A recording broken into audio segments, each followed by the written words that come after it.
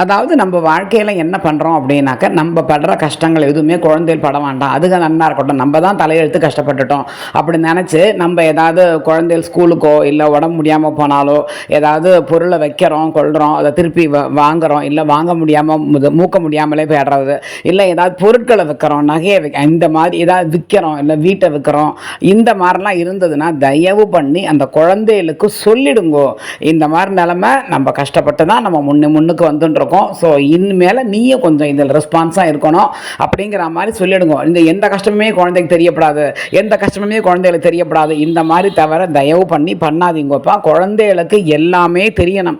போக்குவரத்து என்ன நடக்கிறது, ஆற்றுல அம்மாவுக்கு அப்பாவுக்கும் சண்டை வருதா, என்ன மனஸ்தாபங்கள், ஓரளவுக்கு எல்லாமே குழந்தைகளுக்கு தெரிஞ்சிருக்கணும்பா. அப்போ தான் அதுக்கு பெருசாக போகும்பொழுது நம்ம கஷ்டத்தோட அருமை அதுகளுக்கு தெரியும், புரியும். நம்ம அம்மா அப்பா இத்தனை கஷ்டப்பட்டு தான் நம்மளை வளர்த்துருக்கா அப்படிங்கிறத புரியும். அஃப்கோர்ஸ் குழந்தைகள் எல்லாருக்குமே இப்போ ஓரளவுக்கு தெரியறது, பட் ஸ்டில் நம்ம அதுகளுக்கு தெரியப்படுத்தணும்.